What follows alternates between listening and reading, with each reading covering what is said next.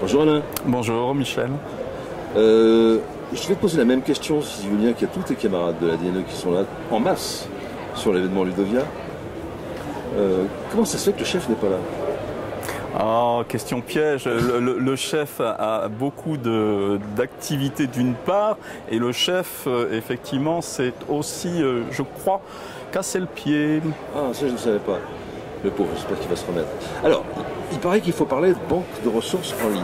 De quoi s'agit-il? Parce que j'ai complètement une leçon sur le sujet. Oui, alors comme tu le sais, enfin comme tu ne le sais pas, donc il y a eu une annonce il y a un peu plus d'un an par le président de la République de la volonté de mettre à disposition des ressources numériques complémentaires pour l'ensemble des enseignants du CM1 à la 3e, donc cycle 3 et cycle 4. Il s'agit donc de, aujourd'hui, 11 et bientôt 14 banques de ressources en français, en maths, en histoire géo, en sciences et en langue vivante étrangère.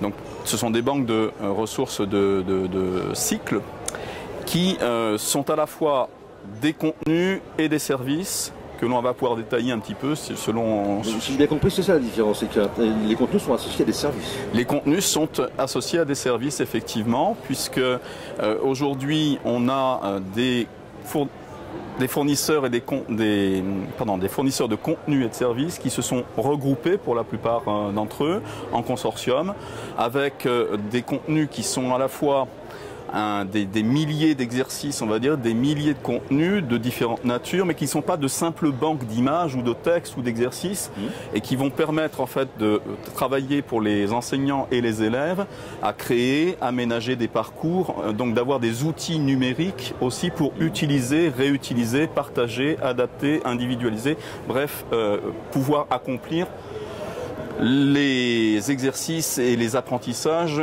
qui sont bien entendu en lien avec les nouveaux programmes et les nouvelles compétences. D'accord. Il y a un calendrier Alors le calendrier effectivement de mise en place, on a beaucoup travaillé avec les uns et les autres. Nous ouvrons le 31 août la première vague de ces contenus dans ces 11 banques pour l'instant de cycle 3 et cycle 4. Avec ce qu'il faudra bien comprendre, on va avoir des livraisons progressives parce que le travail est immense, mais tout le monde pourra commencer à travailler. Voilà, ce sont des banques de cycles, mais pour chacun des niveaux dans le cycle, il y aura des matériaux et des services qui sont déjà présents, plus ou moins selon les banques de ressources. Le contrat, c'est on démarre avec au moins 30% des contenus et des services à la rentrée. Donc on ouvre et il va falloir forcément ajuster probablement un certain nombre de choses. Et il y a une livraison qui augmente, je dirais, jusqu'à au moins 50% en octobre et 100% en décembre, ce qui fait que ces banques de ressources, contenus et services seront mis à disposition donc, de l'ensemble des enseignants et des élèves de cycle 3 et de cycle 4. Pour une durée de 3 ans également. Ce qui est important, c'est de savoir que 3 ans plus 2 ans à prévoir, puisqu'on a anticipé cela.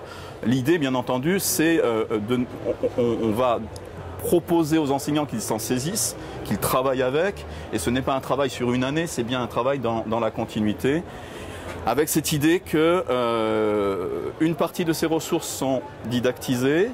Donc tu peux les utiliser telles quelles, tu as des pistes d'utilisation, tu peux le faire donc, de manière assez classique.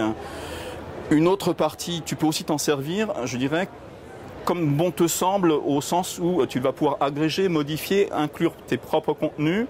Une large partie de ces ressources aussi, on y a fait attention, sont téléchargeables, de manière à pouvoir être utilisé et réutilisé dans le contexte professionnel et de pouvoir effectivement pallier là où on a des conditions matérielles un peu moins importantes, enfin un peu moins faciles qu'ailleurs. Juste pas ça. On sait tous qu'il y a voilà, on accroît tout cela, mais il faut aussi du temps, donc il faut être conscient de ça. De manière plus pratique, comment ils y accèdent les enseignants? Alors, c'est un portail, c'est ouvert, c'est libre, c'est gratuit? Alors, tu as raison. Alors, c'est gratuit, oui. C'est libre, on ne va pas le dire comme cela, puisque on est en contexte professionnel. Pour l'utilisation, la réutilisation, le partage, la publication, on est sur des environnements professionnels et sur des environnements qui sont ceux des titulaires qui ont gagné les marchés. Oui, d'accord. Donc, concrètement, 2 options, on va dire, mais il va y avoir probablement, là, au démarrage, la première option, ce seront des enseignants qui, avec leur adresse professionnelle, leurs adresses en AC-, viendront chercher les liens sur le site École numérique, sur les sites d'Eduscol, sur les portails disciplinaires, sur Prime Abord, c'est-à-dire l'ensemble de nos sites d'information et de mise à disposition de ressources. Partout. Donc, on aura le lien pour aller sur la plateforme de chacun des titulaires. En gros, on nous le dit souvent, il y aura plusieurs plateformes parce que plusieurs titulaires, mais en gros 5 plateformes et des fonctionnalités qui sont les mêmes puisqu'on a imposé le même cahier des charges. Il n'y a pas de portail spécifique, donc on y accède de partout. On y accède de c'est pas plus mal pour moi. Voilà. C'est pas plus mal. C'est l'idée. Avec l'adresse professionnelle, donc utilisez vos adresses professionnelles comme vous le faites pour EduTech. Tu vois, ça me fait partie. Je sais, mais voilà, utilisez l'idée, c'est véritablement. Et alors, pourquoi maintenant il y aura EduTech qui pliera ça donc, alors, oui, la complémentarité, très simple.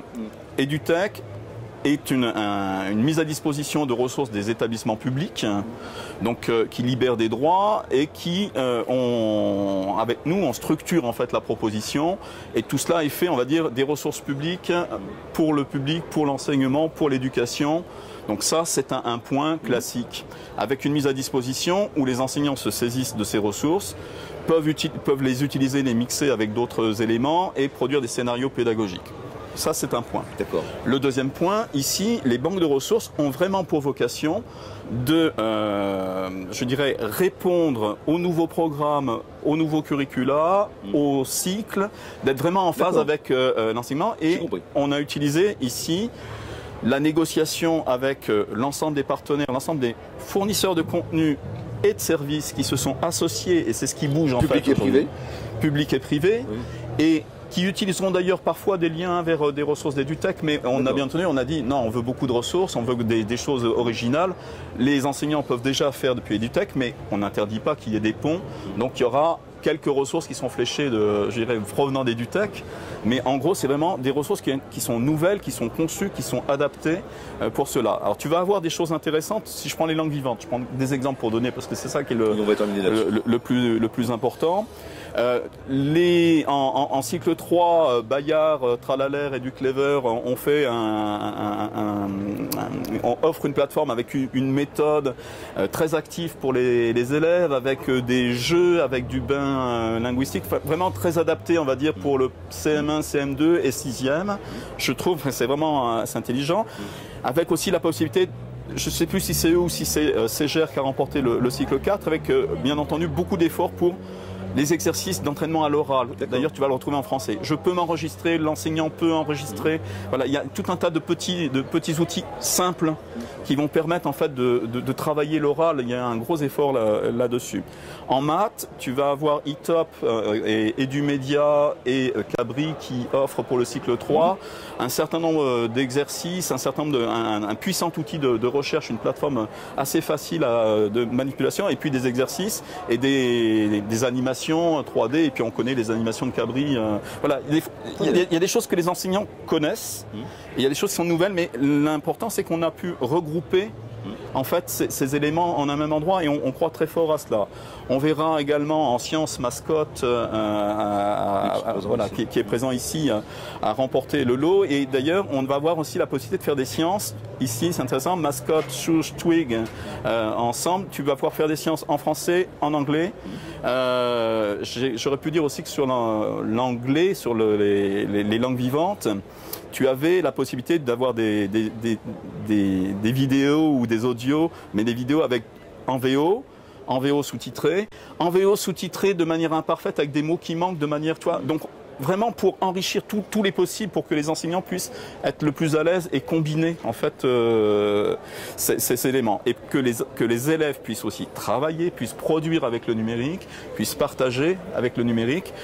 Mais dans ce cadre, tu as bien compris, dans ce cadre de confiance qui va se traduire par, bien entendu, un accès privilégié via les ENT, puisque nous sommes en train de travailler sur toutes ces connexions. J'ai compris, quand j'entends cadre de confiance, j'entends ENT. Voilà. On va terminer là-dessus, parce que si on veut être entendu, vu, il faut qu'on soit court. Tout à fait. Juste Un petit dernier mot peut-être. Pour toi, vraiment, c'est un vrai progrès, c'est une vraie nouveauté, ça va vraiment apporter des services aux enseignants? Alors, vraie nouveauté... Non, mais je te demande ton avis personnel. Oui, non, mais je te donne mon avis. Vraie nouveauté... Pas celui du chef de service, mais... Non, mais vraie nouveauté, y compris pour celui du chef de département qui a eu à conduire les négociations et à organiser le... C'est la première fois, en fait, qu'on demande à l'ensemble des fournisseurs de contenu et de services de se réunir, de travailler dans ce cadre de confiance, de permettre de travailler, donc, y compris donc, la question, tu imagines bien, du téléchargement, enfin voilà, d'avoir un cadre de confiance qui donne à la fois des propositions structurées, didactisées, assez classiques, mais où on a besoin de guider pour la mise en œuvre des nouveaux programmes, et toute la liberté de pouvoir agir, partager, faire travailler les élèves. Donc je pense qu'on est dans quelque chose de nouveau, et d'ailleurs, ce qui est important, c'est qu'on a là du droit d'accès à des contenus et des services. Nous n'avons pas acheté les contenus et les services, on a bien du droit d'accès.